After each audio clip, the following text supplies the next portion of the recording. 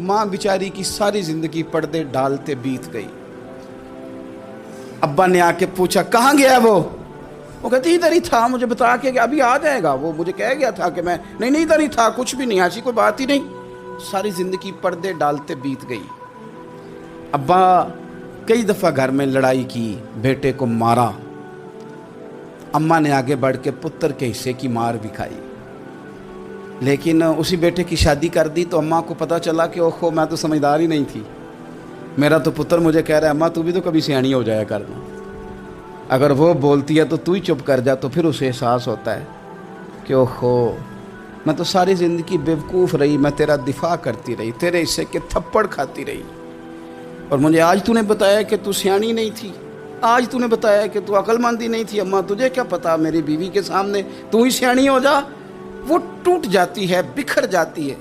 वो कभी पलट के देखती है तो उसे बड़े सारे ज़ख्म ताज़े होके दिखाई देते हैं। वो यार मैं ही सियानी नहीं थी। सुनो ना, इमाम हसन रदी अल्लाह ताला अन्हु फरमाते हैं, इमाम हसन ने कोई लंबा वक्त नहीं अपनी वालदा के साथ गुजारा, छोटे थे तो सैयदा फातिमा ज़हरा रदी अल्लाह ताला अन्हा विसाल कर गईं।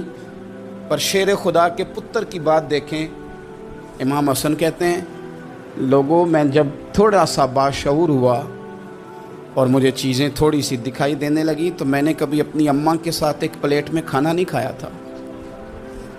हुजूर सारी दुनिया खाती है तो आपने क्यों नहीं खाया? तो फरमाते डर लगता था कि कहीं ऐसा ना हो कि जिस लुकमे की तरफ मेरी माँ अपना हाथ बढ़ाए कहीं मैं ना उठा लूँ, बेअदबी ना हो जाए। डर लगता था। मैंने यहाँ तक भी ना, क्योंकि माँ तो माँ होती है, मैंने यहाँ तक भी माँ का एहतराम किया, रोटी खाने में भी तकदीर नहीं की। यहाँ माँ वो कहती है पीर साहब उन्होंने दस्या जे ना कि मैं तुहानू आख्या सी, उन्हें गल्लां गल्लां च उन्होंने आख्या जे मेरे नाल बोले थे सही करे, उन्होंने दसियो ना मेरे नाल बिगड़ जाएगा, उन्होंने आख्या जे ना मैं तुहानू शिकायत लाई, पर ना उन्होंने गल्लां गल्लां च समझाया जे कि मेरे नाल उच्ची ना बोलिया करे, मैनू तकलीफ, उन्होंने आखियो ना। ओ यार क्या कायनात में हुजूर से बड़ा भी कोई है? लेकिन हज़रत हलीमा सादी आई हैं तो क्या मेरे नबी उठ के खड़े नहीं हो गए? हुजूर ने इकराम दिया तो इकराम देने से कद बड़ा होता है, छोटा तो नहीं होता। खुदारा अपने बड़ों का इकराम करना सीखें।